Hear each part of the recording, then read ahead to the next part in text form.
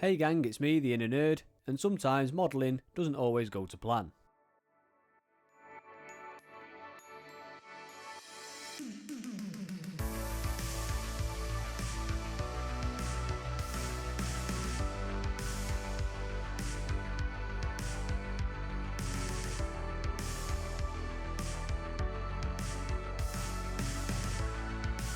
Now we've seen how it ends, let's see how we got there.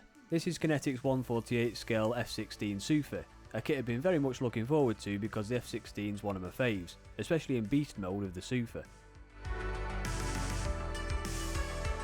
I was starting this kit with a few add-ons using items I picked up from Scale Model World last year which I think are interesting to show. This first one, a pre-cut mask for the Israeli insignia by the Crafting Well, which are also part of a channel called My Modelling World here on YouTube. They also make modelling videos like me, so go take a look at them.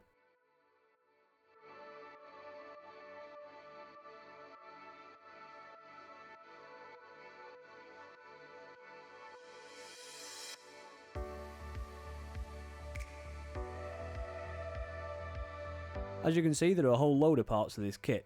I lost count with 100 million and still had a few sprues to count. The majority of them are for the massive range of weapons this model can carry. A lot of them are carryover from other versions of the F-16 range, which you'll see is unfortunate, but some are new for the SUFA variant kit.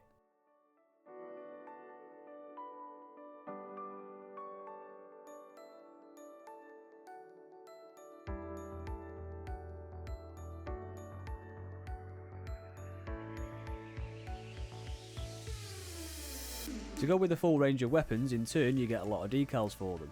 Worth keeping hold of if you're planning on being able to use these for other builds, because they all won't fit onto one loadout. To demonstrate just how many bombs, missiles and pods you get with this kit, here are the positions and the paint schemes for each.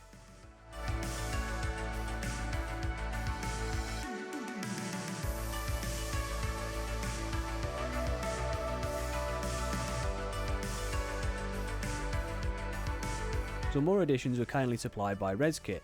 ResKit make aftermarket detail sets for a wide variety of models and scales, both aircraft and armour. I got some cool looking missiles and exhausts, but unfortunately, and was entirely my fault, I got the wrong nozzle and even got it for the wrong kit. Another cool looking detail I found at Scale Model World was from Airscale. These are generic photo etch and decal sets for cockpit detailing. Unlike Edward for example, these are much more free as each dial surround can be placed individually so you can use them on any model effectively. There are different scales available and there are theme packages too, so the ones I've picked up are for modern cockpit instruments, jet cockpit upgrades and modern cockpits and data plate decals because these suit what I normally build. The final thing I found cool was a new figure creator from Model Creator. Model Creator are a startup company which are offering customisable 3D printed figures. The idea behind Model Creator is to create your own figure through their 3-step builder. First choose your faction, equipment loadout and weapon from the vast choice of options. Finding it hard to get a figure in the correct pose for your diorama, Model Creator has you covered. With multiple poses available for your customised figure, you can get that scene perfectly set to tell the story. Model Creator isn't just some bloke with wicked CAD skills either. Each piece of equipment and clothing is 3D photographed to be as accurate as possible, meaning you're going to get all those creases and nuances of the real thing for added nerdiness. When I get around to making a diorama, I'll definitely be heading over to modelcreator.com for my figures. Okay, let's start building. And what becomes apparent very quickly is this kit is old. 2008 old. On the very small and delicate parts are massive sprue gates. Not something you want when the connection between the parts and the sprue is actually bigger than the part itself.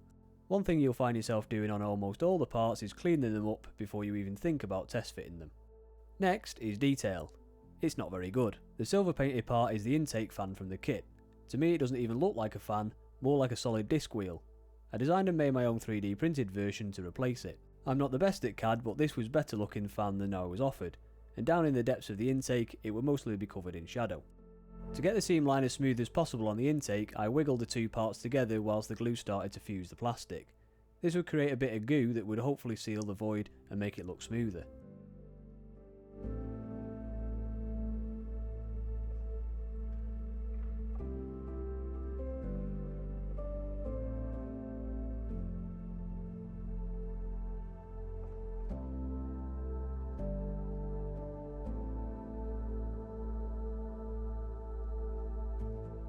The intake mouth took a bit of dry fitting which I did off camera.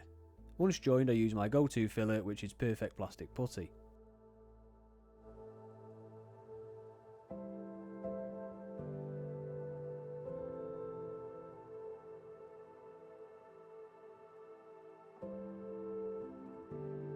Fitting the rear section of the intake didn't go as smoothly as expected. The positioning tabs on either side are too wide for the gap in the fuselage, so it pushes it apart. I removed them and then refitted, allowing me to close the gap. Surprisingly, considering how this kit had started to go together, the front section took very little work to get positioned. This was probably the highlight of the kit. Yeah, that's as good as it gets. Still, there was a bit of a gap to get rid of, so I broke out the big clamp to squeeze that shut.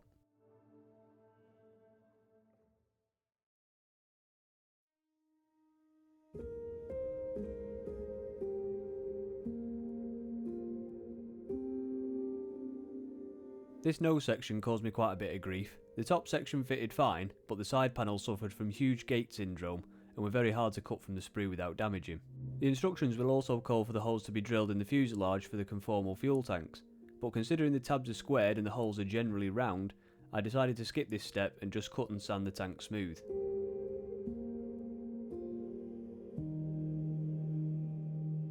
Now we reach the cockpit. An unusual stage for this to be built on a kit, they're usually done first. Maybe Kinetic were warming me up for the work to be done here before we can even start. There were some quite considerable ejector pin marks right in the footwell that needed to be removed. Oh, the joys. I used a modelling chisel from Master Tools to scrape this away. These are good for getting into places a hobby knife or sandpaper can't. Even though I was going to add aftermarket details to the cockpit, I needed to add the switches as a base. And so on to these neat looking things. First off though, this particular set is for the Hasegawa kit, not this one from Kinetic. I stress that because the guy at the stall at Scale Model World, that wasn't the Quinta Studio stand by the way, was convinced that they would still fit, so twisted my arm into getting them. Let's see if he's right later in the video. The first thing to do is remove all of the raised details on the switchgear parts I applied earlier. This gives a flat base to apply the decals onto.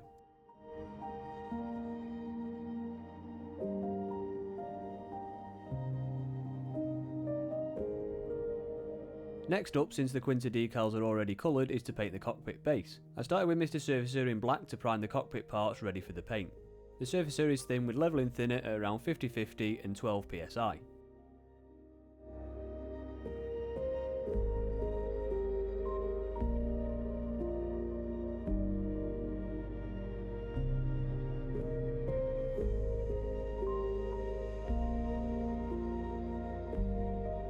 AK Real Colours Light Ghost Grey was then used to block the colour into the cockpit.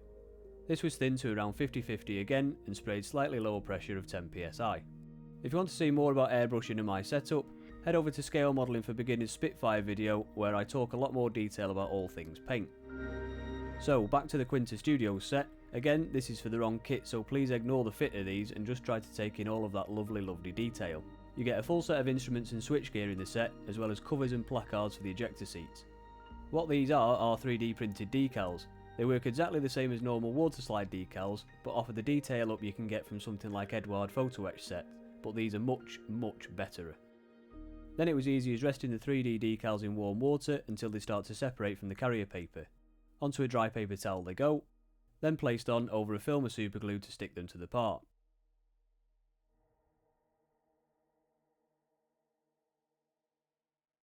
And straight away Mr. Salesman from Scale Model World was wrong. They don't fit from kit to kit. Lesson learned.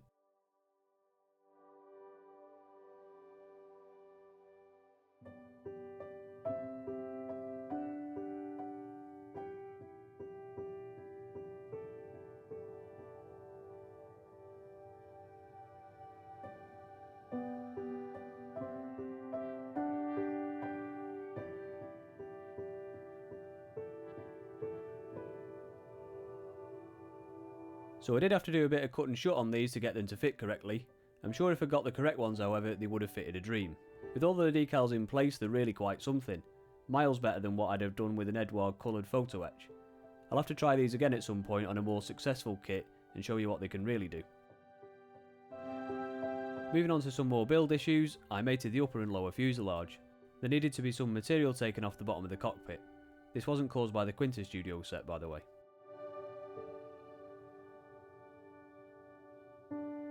A good tool to make quick work of this is the Proxxon Micromot. This one's the 60E and I have pointed tip carbide cutter on the end for good measure. There are also problems at the rear. Not really where we want problems, but the air brake area was moulded in two different sizes, causing quite a big gap which again needed more material to be taken away from the inner edge to allow them to mate. Another and quite laughable point I found was to be careful with the vanes on the wing. Considering how much manhandling this kit needs, they didn't last long under my supervision.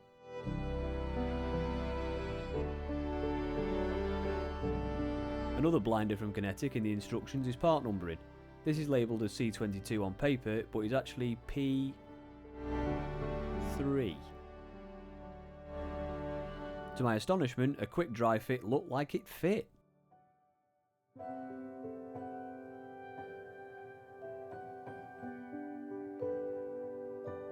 These plate type things needed quite a bit of attention, but I didn't record that because you have better things to do. But quite a bit of material needed to be sanded off the back because they're thicker than the recess that they were given.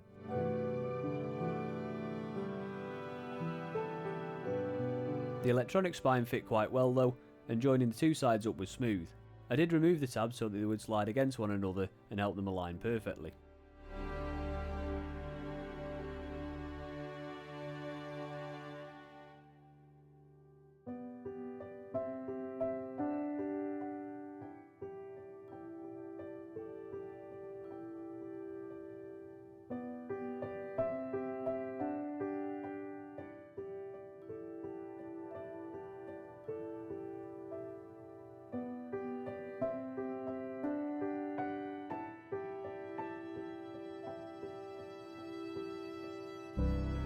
Now that the model is starting to build up into something substantial, it's nice to keep it on a stable platform to keep both my hands free, and that's where this comes in. This is a model stand that I've designed and make myself, and it's available at my website www.theinnernerd.com. Its fully adjustable base allows it to be used at scales ranging 172 to 132, and the quick release system allows for on the bench adjustment. The height of the heads is also adjustable so you can keep the model sitting level. Again, these are adjustable on the bench using the quick release system. All three heads can slide for further adjustment as well as rotate 360 degrees to get that perfect angle, creating a secure base to rest the model. Up at the front of the stand are two interchangeable heads. This kind of nodule one is designed to secure the model in place using the landing gear bay as an anchor point. This can be swapped out for the Y-frame, which will then allow the model to be placed belly up. If you like the look of this and want to get hold of one, they're available on my website www.theinnernerd.com. With the model now resting on the stand, I added the fuel tanks. These fit decently, which I was not expecting considering the amount of form they have to follow.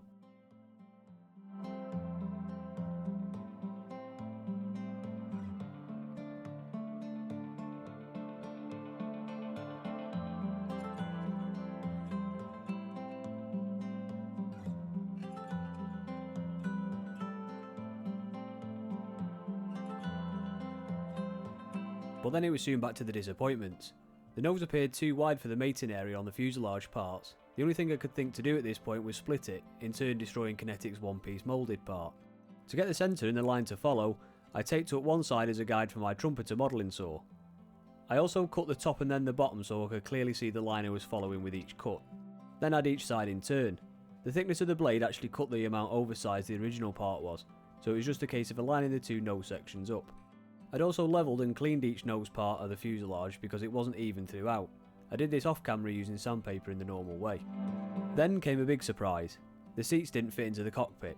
I think this is the first time ever on any kit that the seats have been too wide. This kit was really starting to grate on me at this point. Literally everything you come across needs some sort of attention, and it was really starting to get me down. I stuck with it since I thought most of the main build was complete. So we added yet another part that was mislabelled, the outer wing pylons. These weren't labelled at all actually, but I found them on sprue M numbered 5 or 6, depending on what version you're building. I used 6 for mine. Again, something you soon get used to with this kit is cleaning up mould lines. I did this either using my scalpel blade or 800 grit sandpaper.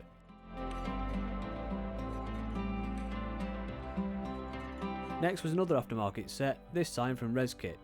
I'd done the same stupid mistake of buying it for the wrong kit.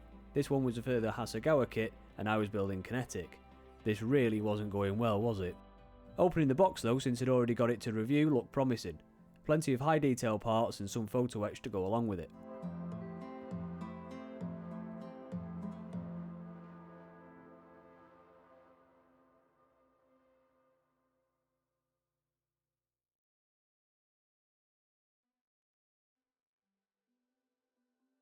I'd also picked up the ResKit wheel set for the SUFA, since the tyres in the kit are dreadful 2-piece designs with no detail on the outer face. To keep the harmful resin dust to a minimum, I dipped both saw and part into the water before starting the cut. A paper towel kept the dust together for when I'd finished.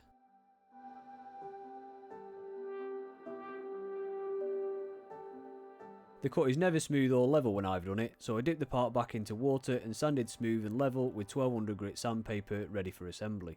Overall, the ResKit exhaust was very impressive. Only this piece was poorly designed because when you cut it off the casting island, you can't help but ping off some of these small veins, leaving it a bit messy. The first thing to assemble before any resin was joined was the photo etch. I cut these on a slate to give the knife something solid to cut against. If you cut photo etch directly on a cutting mat, it can bend it rather than cutting it.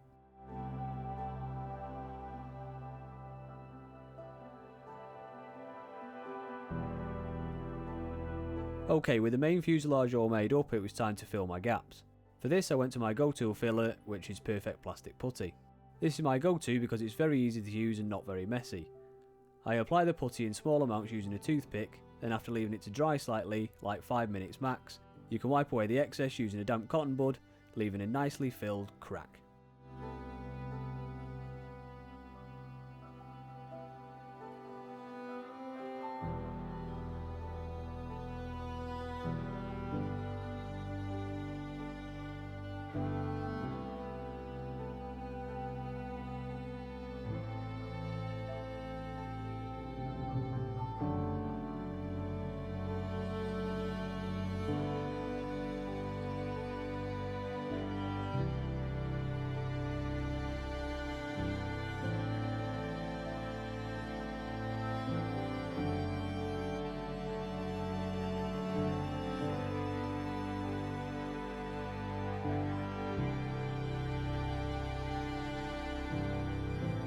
With my cracks neatly filled with putty, I needed to level some parts, particularly behind the wing on the upper and lower fuselage join.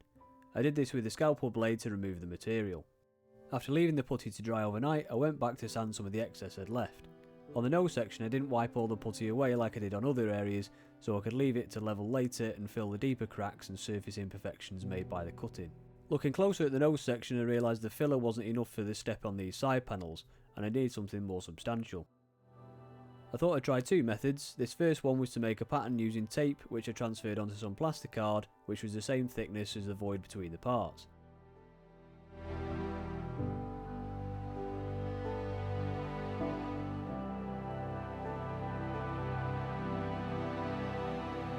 I stuck this in place using extra thin cement and tacked it at stages to get the round shape of the model. It quickly became evident this wasn't the way. Having a root around in my toolbox, and something I always forget I have, is epoxy putty called green stuff. I mixed the two parts and applied to the model, ready to sand smooth once it had cured. I left both of these, I'm not going to call them fixes because they're not, but methods to cure and dry overnight. I then tackled them with sandpaper.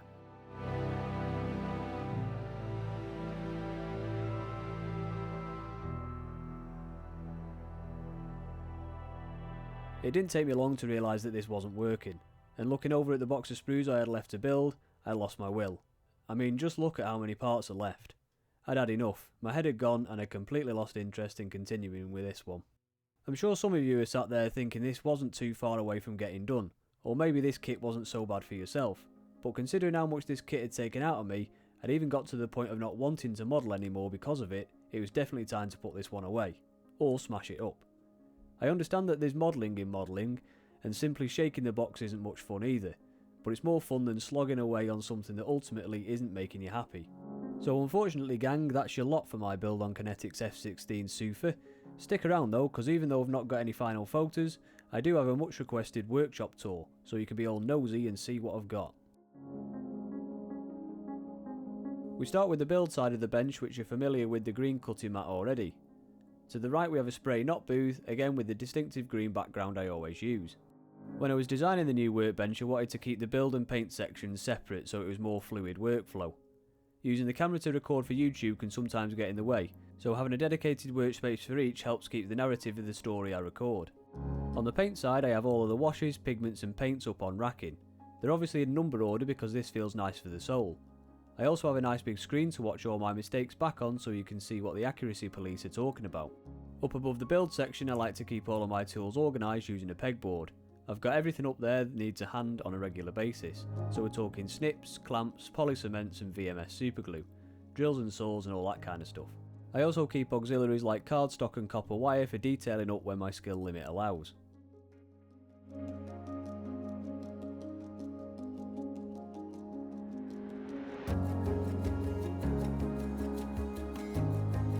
One of the more important pieces of equipment is my respirator. It's made by Moldex and this is the 7001 model with A2 filters so my lungs won't melt when spraying.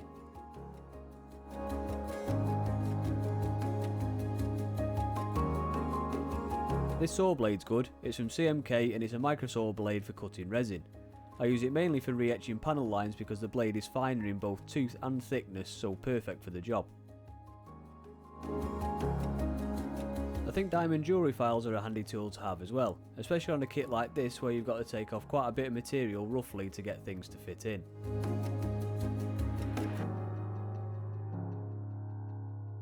Something I've not got around to using properly yet, but my next build might allow for it, are strips and rods, which I guess is a great name for a gentleman's club. These are from Albion Alloys and Evergreen and I've got a few different gauges there for various jobs.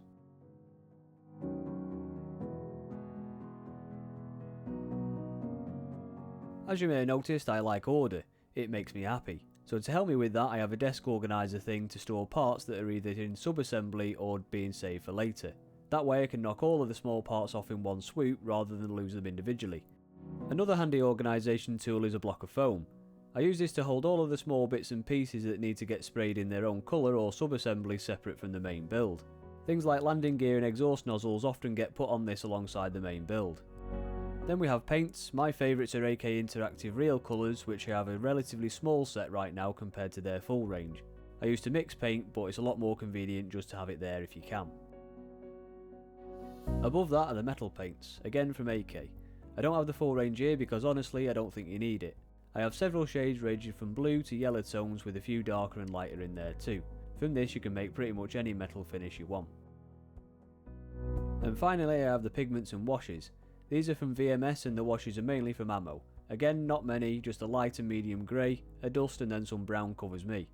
I do like their engine oils and grime though because it's quite a unique colour of a sort of used oil, brown kind of orange yucky colour.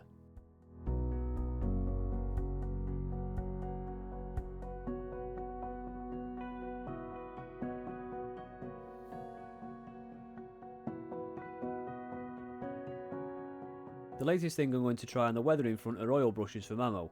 I think they look handy for the main colours I use, so looking forward to trying those out. Then we have the stash, some of it anyway. The next kit up isn't in this stash but it's something I've never tried before, but it's still a plane so don't panic.